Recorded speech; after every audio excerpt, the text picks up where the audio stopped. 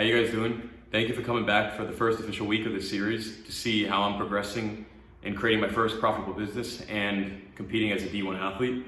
And so this past week I was able to continue to learn more about the marketing skill that I'm going to be using in the marketing agency that I'm starting. And it's this weird balance between deciding where I'm at with actually understanding and being able to perform the skill and beginning to sell to customers. So it's like, you think of the Bill Gates example where they were selling software before they even had it developed, right? So when do you start actually selling versus learning the skill or developing the product? So that's what I'm currently battling with there. But once I finish the rest of the modules I have to do and then take an exam to get the credential for the marketing skill that I'm learning, then I'm gonna begin to, like I said last week, just develop the workflows for onboarding clients and the actual service fulfillment, and then just begin outreaching like crazy. But it's so funny because in meeting more people and with my current friends, I see so many creative ways to make money online especially. And for instance, I have a friend who creates Fortnite maps and markets them on social medias and gets people playing on it, and they make a lot of money from Epic paying the creators. Or I know of a guy who started Roblox maps and did the same thing.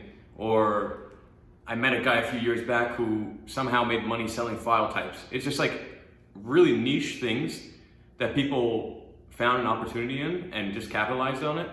And all of a sudden they built up a portfolio of these different projects that are so niche that like the common person wouldn't even know that you can make money in those areas, but that yet they're making an insane amount of money there because whether they're like the number one in that category or they just got in early, they're doing really well. So then you ask the question, how can I find my little niche like all these other people have and capitalize upon this opportunity while no one else is looking that way? And what I've come to figure out so far is you just start learning a skill or doing something, and slowly you'll spot opportunities within those areas. So right now I'm just going to continue learning the marketing skill that I'm studying, and if perhaps it doesn't end up helping or being helpful to businesses, I'll just pivot into another opportunity area that I've spotted along the way learning the skill. Now, while the business stuff is moving a bit slow right now because I'm still learning, I do have a big update when it comes to track, and that's that I was able to get back to throwing yesterday.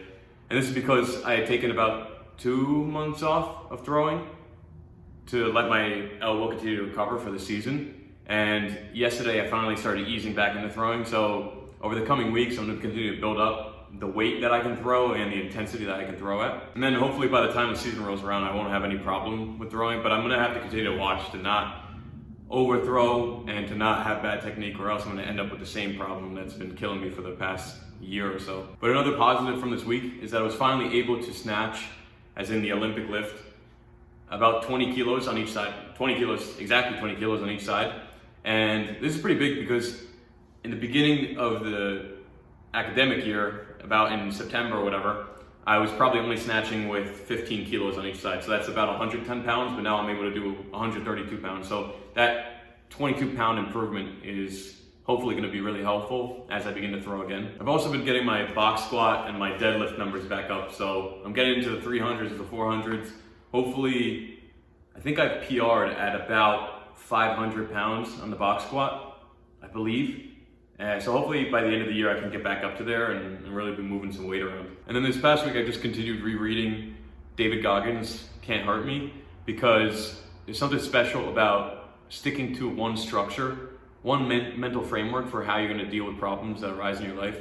And so for instance, if I get tired during the week, I think about that David Goggins book, and it says, don't stop when you're tired, stop when you're done. So that means pushing through any moments where you're tired so that you can continue to callous your mind to be able to handle what you have to do, when you have to do it, regardless of how you feel. And you can do this with any book, really. You could look at the Bible and read it every single day and decide that I'm gonna use this as my mental framework for looking at the world and dealing with problems and controlling myself, right? So that's all up to you. You decide what framework you wanna look at the world through, and then you just read it every day and it becomes a part of you. You could even develop your own. So I've seen people write daily reminders that they read every morning and every night, and they get instilled into their heads. And once they're in there, they live by those daily reminders. Anyways, there's a lot more to learn for this business. And week after week, I continue to feel more and more confident that I'm gonna do very well in track this year. So I'm just gonna continue to crack away at what I'm doing. and I'll see you guys next week.